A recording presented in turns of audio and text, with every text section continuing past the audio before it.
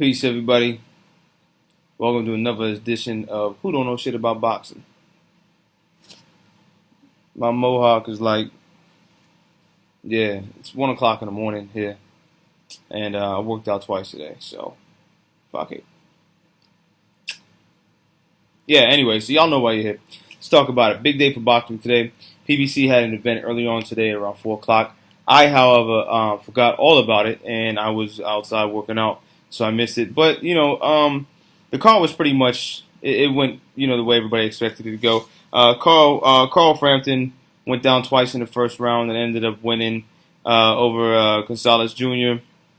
And Arthur Abraham won by a knockout. No one's surprised about that. He just keeps knocking niggas the fuck out. That's what he does. I mean, he does it very well. Super middleweight. He could probably move up to light heavy and still get some and catch some work up there. And then Cristobal Arreola and what was the name? Frank Cassi. They fought to a majority draw. I'm so fed up with the heavyweight division from the Americans. It's just so sloppy. I mean, Cristobal Arreola is he's like damn near butterbean at this point, just without the knockout power, I guess. I mean, these guys are just so sloppy when they get in the ring. Molina, the guy that the Bronze Bomber just fought, not Adonis Stevenson, but Deontay Wilder.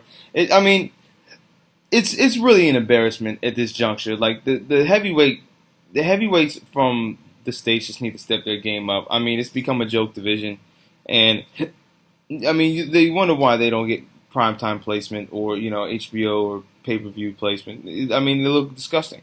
I mean, these are guys who are supposed to be the pinnacle of athleticism. Like the heavyweight champion of the world is supposed to be, or just heavyweight fighters in general. That's supposed to be the main draw.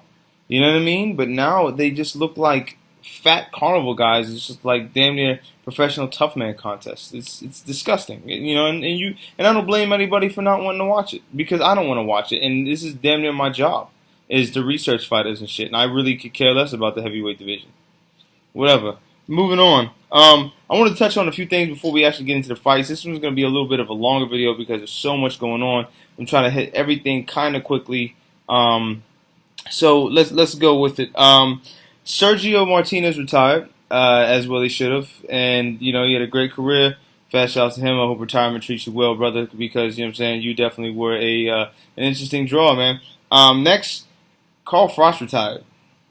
So, I never liked you to begin with. Siri, shut up. I don't know why you're popping on right now. I never thought Carl Froch was that good, personally. So, whatever to me, I'm glad you're going. The end on that. At the ESPYs, Ronda Rousey called out Floyd Mayweather Jr.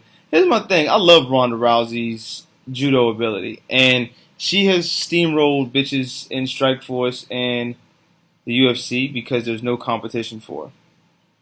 She's beating nobodies. And impressively, but she's beating nobodies. She wouldn't stand a chance against an elite caliber boxer. Not just Floyd Mayweather, but no caliber boxer. Conor McGregor, same thing. People ask why I don't do these on MMA. And just to be completely quick, I mean, I'm a traditional martial artist. I've been doing martial arts for almost 24 years now, including boxing. I can't stomach MMA. It's very difficult. The technique isn't there. These guys are, they go in the gym. They get, a couple weeks of boxing, a couple weeks to learn how to throw a kick, some wrestling, some jiu-jitsu, whatever. And that's all great. Don't get me wrong. I'm not mad at anybody for learning it, but it looks sloppy as fuck in the octagon. It really does. I'll rant about this in another video. Anyway, let's move on to the actual events tonight. We had Angulo versus Amir Imam. And Amir Imam is supposed to be the super lightweight marquee name that's coming up next to Terrence Crawford, and he won in impressive fashion. He had some adversity and a little bit of struggle in his last fight against Maladino Jr. He went down for the first time in his career, and he persevered and got the win. This is a guy with power. He calls himself the young master, and he definitely does have a certain degree of mastery to his craft, especially for being as young as he is. He's still green, and he has to develop his ring IQ, but he's a very rangy guy. Angulo came out and he tried to smother him, and he was throwing the left hook and getting some things to land and trying to stymie Amir Imam's punches, and it worked to some degree. Angulo is not a good fighter by any means of the word. He has like 9 losses. He's a journeyman. They threw him in there to frustrate him, and just so we can get some experience in the ring.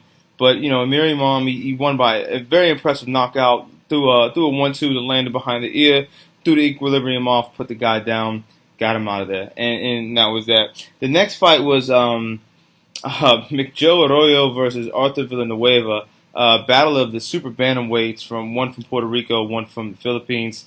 This was a very difficult fight to watch. It wasn't overly entertaining. McJoe was touted to be this great draw. I didn't find him that impressive.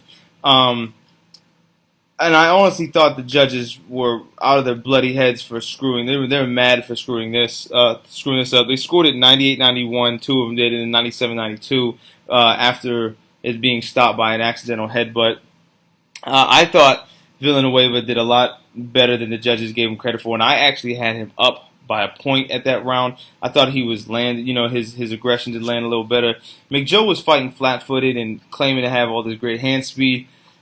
I didn't see it. He really looked very, very anti-impressive to me. It was just an anticlimactic fight. The thing that I will touch on real quick is it was a contrasting style between a southpaw and a right-handed fighter. And if any of you guys know it, that's going to make for at least an interesting matchup to spectate because the risk of accidental headbutts, which happened. Now it happened from Arroyo's headbutt leading with off the left cross, and Villanueva his head just kind of came in by chance. They ended up taking a point away from him, and there was some controversy about that. But he was split over the eye, and they stopped it because they didn't want to have any nerve damage, a la David Reed. If you guys know your boxing history, David Reed had a fight like this. You know what I'm saying? But when southpaws particularly throw with the left cross, we tend to lead with our face more, and we drop the right hand just to get it in a little farther. And that's the problem where you give up your southpaw advantage, is throwing the left cross and slipping and missing it when the fighter across from you slips. So that's just a real quick boxing 101 thing. Moving on to the main event, this fucking farce that is Julio Cesar Chavez Jr., who's just riding the gravy train of being JCC's son. And I'm not talking about Jesus Christ, but in boxing terms, he might as well be. Julio Cesar Chavez Sr., in any form of martial arts, in my opinion, in any time in the planet, was one of the baddest men to ever walk the planet. And his son is the antithesis of that. He's a farce. He's a mockery. He is, boxing's laughing stock, really and truly. He contracted to fight at 168 pounds. Couldn't make that. Changed it to 170 pounds. Couldn't make that. Brought this guy up. He brought up Marcos Reyes up from middleweight, and took him completely out of his element, and still didn't look impressive in the ring against him. Are you kidding me right now? I mean, JCC Jr. came in. They didn't even do an unofficial weigh-in. He looked like he was about 185, and Reyes was completely out of his comfort zone in terms of size. It was basically a light heavyweight versus a regular size middleweight. He's 2-3 classes above this guy weight-wise, not boxing ability. Reyes is barely a B fighter. I'd give him like a C+, C- on average. JCC's a B+ fighter on his best night. And all he did was he had no respect for Reyes' punches, and it showed in the CompuBox stats. He just let him hit him. JCC looked fat, looked slow. He was slowing down in rounds. He was just overpowering a smaller guy. He didn't outbox him. He was just throwing big shots at someone he knew he could bully around, and it was a strategic move for him. He didn't even bother to lose the weight. He just said, I'll pay some of my purse out to him. I mean, I guess I would have done the same thing if I knew I wouldn't make the weight, but at the same time, and I said this in a video prior, you're a professional fighter. Your job is to make the fucking weight, and that's what you're supposed to do. So you can't, revel in your victory and be like, oh, yeah, I came out and did my thing and then complain about a broken hand. No, you didn't make the weight. You haven't made the weight. I doubted you would make the weight at heavyweight. He would find some way to fuck that up. And it's an embarrassment. And as a boxing fan, as an analyst, and as a fighter myself, and as a boxing coach, it's disrespectful. So when I have fighters that go through these things and their fighters aren't making weight, it's disrespectful to your opposition. It really is, and it's disrespectful to yourself in your own training camp. He says this is the best training camp of his life, yet he still couldn't make the weight. That's an issue. Anyway, let's go back up top real quick.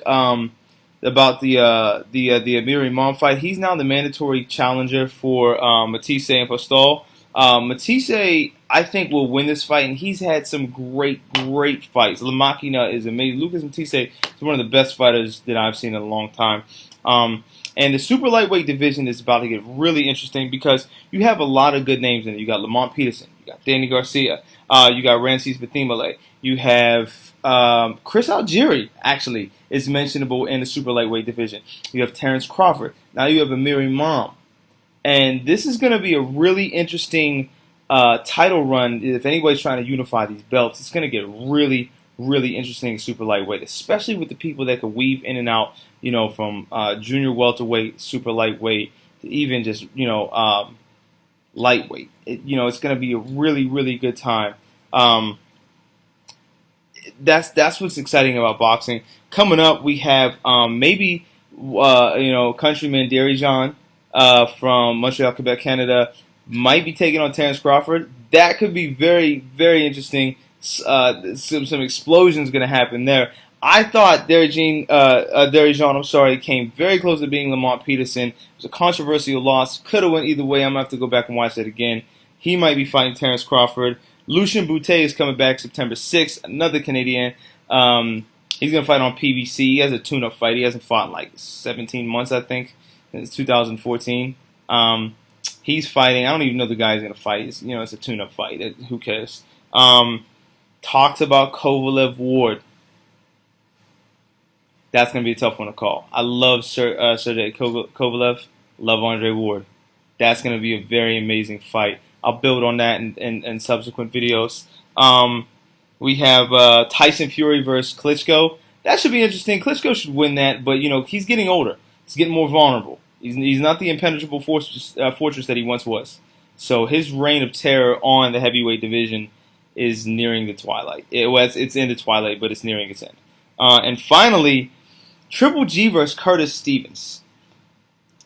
Triple G is just making a name fighting nobodies. I remember when Curtis Stevens first came up, and I watched him as an amateur. I followed him as an amateur, and then he had Jaden Codrington, but they both came up together. I followed both of them. They were touted to be these great fighters, and they busted. And Triple G's fighting him next at middleweight, and it's just going to be, Triple G is not earning his elite status by beating C-class fighters. And that's what he's doing. You can argue there's people afraid of him. I think that, he's definitely just cleaning up the lower parts of the division just because he can, and he can take quicker fights that way to build his record up. Looks more impressive on paper, but let's be serious, though. Even the finest sword will rust if you leave it in seawater. It's from the Art of War. And keep that in mind. You want to see him fight Cotto. You want to see him fight Canelo. Again, I feel the same way about Canelo off and on. He's a better fighter than the people that Triple G has fought. But that would be a more interesting fight to me. I've said that before. Triple G, though, is fighting bottom of the barrel competition, making himself look great, which is a good move for your first 15 fights. 30 fights in, though, you can't go around claiming elite status and you'll fight anybody when you haven't had the merit or the accreditation to do so. That's that's really how I feel about the issue. Coming up, we have Floyd Mayweather versus Andre Berto. That's what it looks like is going to be the fight, and it looks like that's one's going to be for free on CBS. We'll see. I don't think I really have no money riding on Berto whatsoever, and no one should. The guy's a bust. He was a flash in the pan, and disappointed me because I was really excited to see his career blossom. But steroids, injured shoulder, steroids again. Come on now, Next video, I'll catch up on some more because this is the longest one I've ever done, and it's getting very late. So real quick, though, I want to shout out two fighters that I personally know and work with, Jarrell Brackett and Mike Lynch. Both had victories tonight on an amateur level. Fat shouts to you guys. I see you. Congratulations. The hard work is paying off. Mike Lynch has actually had his first amateur win tonight. I think it was first fight. First amateur win, I believe. So either way, congratulations, my dude. I'm going to let y'all later. Catch you on the next installment of Who Don't Know Shit About Boxing. It's probably you. Watch the video, learn some shit. Check me out on the9elements.com. Peace.